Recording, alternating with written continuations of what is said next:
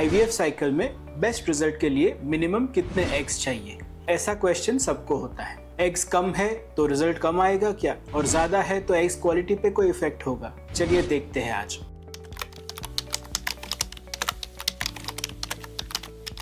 मैं हूं doctor Parth Bavishi, director Bavishi fertility institute, group of IVF clinics. Normally महिला के शरीर में हर महीने एक अंडा बनता है और ये ओव्यूलेशन के टाइम पे छूटता है। यही बीज का निषेचन होकर भ्रूण होता है। पर जब हम आईवीएफ ट्रीटमेंट करते हैं तब हम चाहते हैं ज्यादा अंडे मिले, जिससे ज्यादा अच्छे भ्रूण बने और भ्रूण का चयन हम कर सके, जो बेस्ट भ्रूण है उसे हम सिलेक्ट कर सके। तो technically result point of view, जैसे एग्स बढ़ते जाते हैं ऐसे ऐसे रिजल्ट का चांस बढ़ता जाता है। कई सारे स्टडीज में ये देखा गया है कि एक बार 20 तक हमें एग मिल जाए, फिर उससे ज़्यादा एग्स बनते हैं तो उतना ज़्यादा रिजल्ट में बेनिफिट नहीं होता है। अभी जो स्टडीज़ है वो अलग अलग टाइम पे हुए हैं, तो अभी जो लेटेस्ट फ्रीजिंग टेक्निक है वो हमें बहुत हेल्प करती है, क्योंकि पहले के टाइम में जो फ्रीजिंग होता था उसमें इतना अच्छा रिजल्ट नहीं मिलता था। अभी जो विट्रिफिकेशन टेक्निक से फ्रीजिंग होता है तो हमें ज़्यादा अच्छा रिजल्ट मिलता है। तो जितने ज़्यादा एग्स मिलते हैं उतने ज़्यादा भ्रूण बन सकते हैं, और जितने ज़्यादा भ्रूण बनते हैं उतना हमें फ्रीजिंग का चांस रहता है। पर साथ में एक प्रॉब्लम भी है कि जैसे जैसे स्त्री बीज की संख्या बढ़ती जाती है ऐसे ऐसे ओवरी की साइज भी बढ़ती जाती है, हार्मोन लेवल भी बढ़ते जाते हैं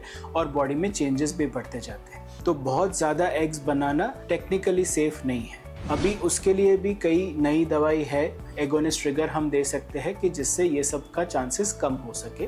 बट फिर भी ये एक नॉन कॉम्प्लिकेशन है तो उसे हमें अवॉइड करना चाहिए, और ये आइट्रोजेनिक मतलब दवाई से होने वाला कॉम्प्लिकेशन है तो उसे हो सके उतना हमें अवॉइड करना चाहिए। तो आइडियली एक आईवीएफ साइकिल में बेस्ट गोल है कि हमें 10 से 20 के बीच में एग मिले। अभी एग की संख्या के साथ में उसकी क्वालिटी भी बहुत ज़रूरी है, क्योंकि जो एग्स मैच्योर है वही हम यूज़ कर सकते हैं। और कभी कभी ऐसा देखा गया है कि बहुत ज़्यादा एग्स बनते हैं तो उसकी क्वालिटी भी डाउन हो सकती है।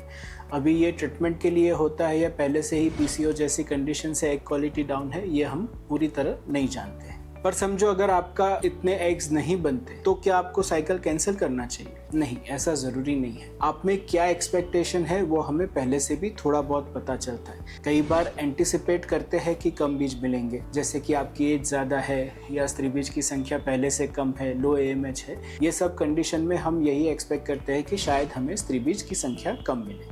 बट कितने भी कम बीज है, हर एक बीज का अपना पोटेंशियल होता है। तो अगर आप में इन जनरल बीज मिलने के चांसेस मीडियम है या कम है तो आपको साइकिल कैंसिलेशन 1 या 2 बीज है तो भी नहीं करना चाहिए। तो आईवीएफ में सक्सेसफुल होने के लिए बेस्ट एम्ब्रियो चाहिए। तो ये एक पिरामिड के जैसे है, जितने एग्स मिलते हैं वो सारे मैच्योर नहीं होते, सारे मैच्योर एग्स है वो फर्टिलाइज नहीं होते, और जो फर्टिलाइज होके एम्ब्रियो बनते हैं उसमें से सारे बेस्ट क्वालिटी के नहीं होते। तो इन जनरल जितने एग्स मिलते हैं उसमें से 80% मैच्योर होते हैं, उसमें से 70% फर्टिलाइज होके निषेचन होके भ्रूण बनते हैं, और जो भ्रूण बनते हैं उसमें से रफली 50% बेस्ट क्वालिटी के एम्ब्रियो या ब्लास्टोसिस बनते हैं। तो इन जनरल आपके जो भी एग्स मिलेंगे उसमें से मोटा मोटा 1/3 जितने बेस्ट क्वालिटी एम्ब्रियो हमें मिलते हैं। अगर ये रेशियो आप में ऐसा नहीं मिलता है, इससे कम मिलता है, तो हमें इन्वेस्टिगेट करना चाहिए कि कोई रीज़न है कि एग क्वालिटी, स्पर्म क्वालिटी या फर्टिलाइजेशन या कल्चर में कोई प्रॉब्लम है जिसके कारण ऐसा हुआ था या नहीं। आशा रखता हूँ ये इन्फॉर्मेशन आपके लिए यूज़फुल रही होगी। ऐसे ज़्यादा इन्फॉर्मेटिव वीडियोज़ के लिए इस वीडियो को लाइक कीजिए और चैनल को सब्सक्राइब कीजिए। Thank you.